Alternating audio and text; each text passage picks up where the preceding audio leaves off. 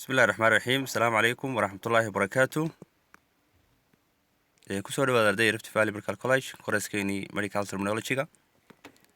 Waxaynu maalintii ugu dambeysay ku dhex jirnay chapter-keenii labaad ee denotation of four parts oo ahaa sida kelmadaha loo sheegayo. Markaa saddex qeyd baan ka soo hadalnay oo qeybta koowaadna ay ahayd prefixes horgalayaashii waan soo sheegnay kelmadiina xagga hore ka dhacaan calaamada ayarna ee dabada lagaga darayo ama muxuu hayay daashta xagga dama ka maraysa iyaga oo ereygu horeynayo. Waxaan kaloo soo aragnay combined forms-kii iyaguna ahaa calaamada lagu garto ahayd slash iyo o. Waxaan kaloo soo aragnay suffixes-kii oo iyadana ahayd daashtu ay xagga hore ka maraysay deedna kelmaddu ama ereyada suffixes-ka sameynaya dabagalaha sameynaya xagga dama ay dhacayeen. waxaa inoo harsanaa singular and plural endings. Ereyadan aan ka sheekeyna terminology-ga marka singularka ereygu yahay muxuu hayay jamiciisu maxaa xagga dambe muxuu ku dhamaanaya. tusaale ahaan singularkii waxbuu xagga dambe kaga dhamaaday. marka la doonayo in la jamciyo maxaa la sameynaya? ruleka la qaadanaya waa maxay? rule baa jira Englisha oo la isticmaalo.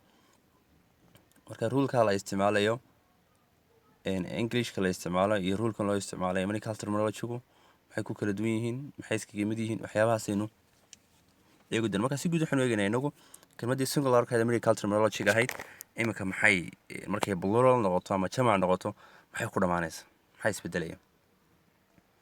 marka xagga dambe table-ka marka cashirka maanta isku kooban yahay intaasun buu ka hadlayaa. table bana xagga dambe ku arki doonaa. table-kaas marka laynoogu sharaxaya kelmadihii oo dhan. marka intayna table-ka gaadhin inta yar iminka dulmarno waxaan many medical terms ereyo fara badan oo ka hadlaya erey bixinta caafimaadka come from ay waxay ka yimaadeen Greek or Latin words. asalkoodii hore ayaa Greek ahaa ama Latin ahaa. marka maadaama Greek ama Latin asalkoodu kuwa ahaa xeerkii Englishka xeer ka duwan bay qaadanayaan marka la jamcinayo oo Englishka xeer gaar u leeyahay, Greekuna xeer gaar u leeyahay, Latinkuna xeer gaar u leeyahay. marka waxaa lagu rules xeerarka for forming plurals ee lagu sameynayo pluralka ama jamaca lagu sameynayo come from these languages. luqadahaasay ka yimaadeen oo loo jeeda hadday Greek tahayna xeerka Greekay qaadanaysaa, hadday Latin tahayna xeerka Latinka ama rulka Latinkay qaadanaysaa. other words ereyo kale use waxay isticmaalaan English rules. ruleska ama xeerarka Englishku isticmaalaya qaar kalena isticmaalaya waa kuwa markaa kuwaasina waa kuwa Englishka ama kuwa Greega laftooda iyo Latinka laftooda ayaa iskaga mid noqonaya xagga xeerka Englishka. haddii waxa lagu each medical term erey bixin kasta oo caafimaad must be considered waa in loo tixgeliya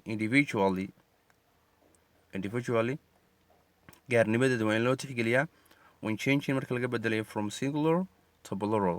marka laga bedelayo singular oo ah inay keli tahay oo loo bedelayo plural oo laga dhigayo jamac marka laga dhigayo.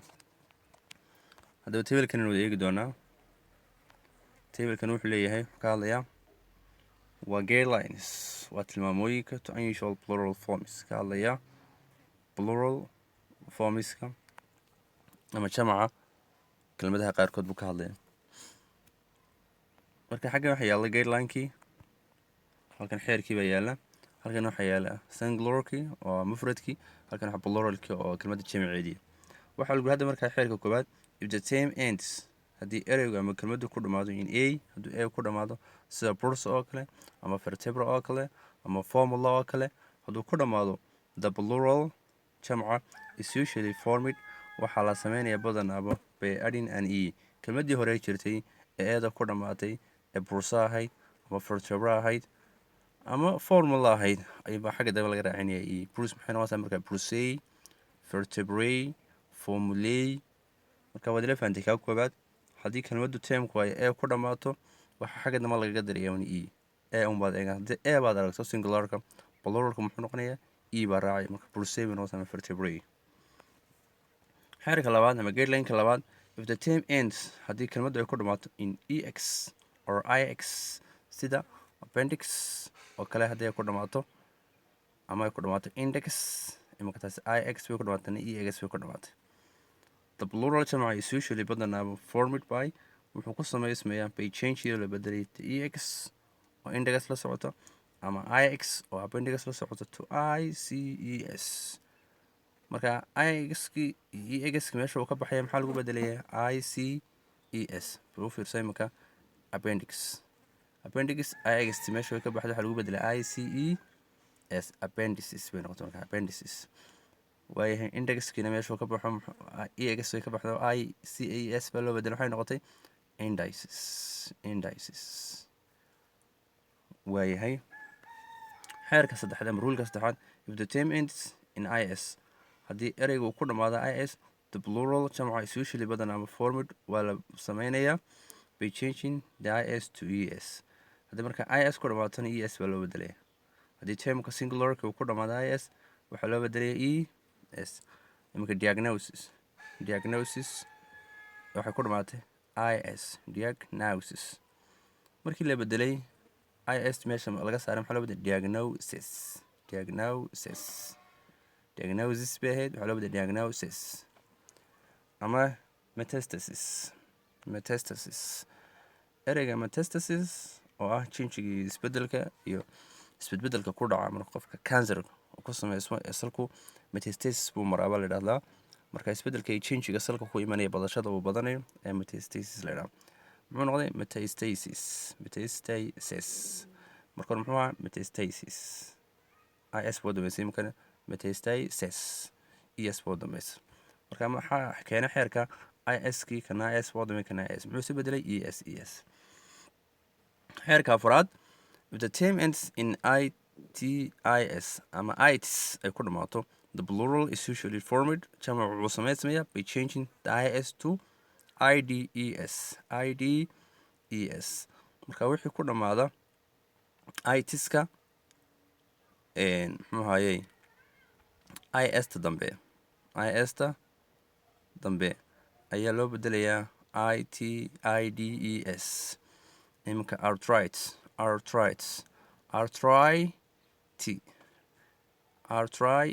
intii waa la daayay arthri iyo td ides baa daba laga waxay noqotay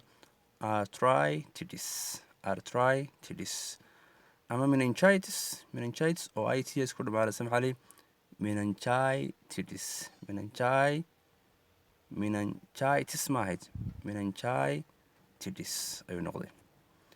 waayahay xeer kusii xigay if the term ends in nx haddii termku uu ku dhamaado nx marka maanta yacni ereyadan macnayn mayno micnahoodu maha ereyadan macnayno waa in xeerkooda jamca isku bedelayaan sameynaa. waayahay if the term ends in haddii ereyga ku dhamaado nx haddii ku dhamaado the plural jamca is usually formed badanaa wuxuu ku samaysmaa by changing la bedelay x to ges egasta dambe ayuunbaa la bedelayaa. inta lama taabanaya egasum baa la bedelaya dibadna flanix marka flanixka egasti maxaa loo bedelay gs flange minix egasti maxaa loo bedelay ges meninges baa kaana loo bedelay.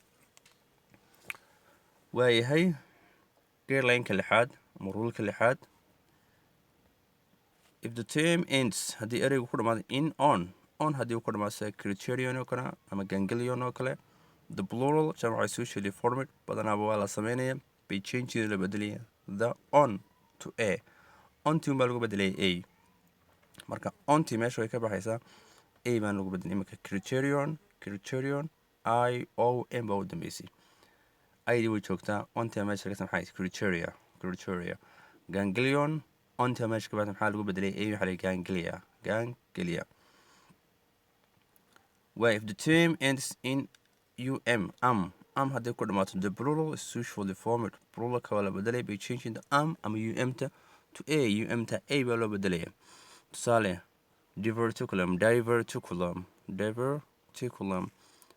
ereygii maxaa laga jaray umt maxaa loo bedelay umt a maxay noqotay diverticular ama ovum oo kale oo maxaa laga jaray umt maxay noqotay over. ruleka sideedaad, if the term ends haddii ereyga ku dhammaado us hadduu ku dhammaado, as hadduu ku dhammaado, the plural jamaca is usually badanaamo formal waa la sameynayay by changing the us ida us ama asta labadii to I. marka us meesha ka baxaysa maxaa loo bedelayaa I baa laga dhigayaa. tusaale alveolus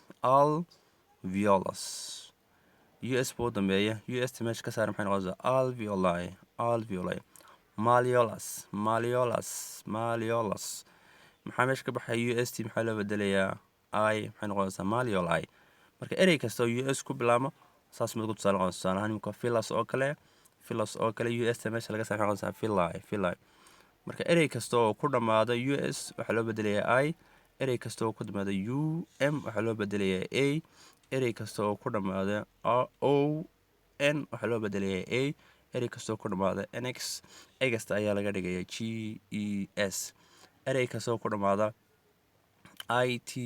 itis oo afartaas leetar ku dhammaada laba waa la deenaya ista ista waa la deenaya itdan ujeedaa, istana waxaa loo bedelayaa ides. erey kastoo ku dhammaada isna waxaa loo bedelayaa es, mid kastoo ku dhammaada ex ama ix waxaa laga dhigayaa ix inta meesha laga saaro ayaa laga dhigayaa ices, mid kastoo ku dhammaada na waxaa lagu darayaa unsaga aid way joogaysa aidi meesha waxaa lagu badalayaa un unba xagga dama lagaga darayaa. marka kaasina waa guidelineskii weeyaan. marka intaas cashirkeeni hore chapterka maanta ka dhinaa, maanta intaas baan ku daraynaa waa tablekaas iyo xeerarka halka ku yaala, intaasunbaad maanka si fiican uga haynaysaa. marka xeerka dhammaan kelmadahoo dhan ayuu kaa khuseynayaa, kelmad kasta waxaad eegaysaa un dhammaadkeeda. marka steda rule baa jira, steda rule baad kelmadahoo dhan ba ku dabaqaysaa insha allah. cashirkeena maantana halkaasuu arday inoogu joogaya. cashirkana cashir ku xigay beritoole chapter 3 bayn bilaabi doonaa insha allah. marka waxaan leeyahay asalaamu calaykum waraxmatullahi wabarakaatu.